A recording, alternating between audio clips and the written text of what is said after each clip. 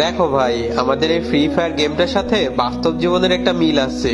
আর সেটা হচ্ছে, আমরা যখন এই গেমটা স্টার্ট দিই তখন কিন্তু আমাদের কাছে কিছুই থাকে না। আমরা শূন্য হাতে গেমটা স্টার্ট দিই। গেমটা স্টার্ট হওয়ার পরে ম্যাচে গিয়ে আমরা লুট করি। যে যার মতো লুট করে, অন্ধর মতো লুট করে।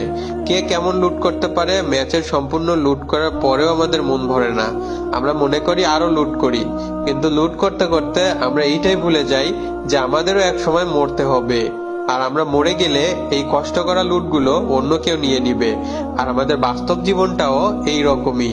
আমরা যখন এই পৃথিবীতে আসি তখন আমাদের কাছে কিছুই থাকে না। আমরা তারপরেও দুনিয়ার মানুষের সাথে চিটিং করে, বাটপারি করে, যে যার মতো টাকা কামাই, অনেক টাকা কামাই। টাকা কামাতে কামাতে আমরা এইটাই ভুলে যাই যে আমাদেরও এক সময় মরতে হবে। আর আমরা মরে গেলে আমাদের সঞ্চয় করা জিনিসগুলো অন্য কেউ ভাগ করে নিবে।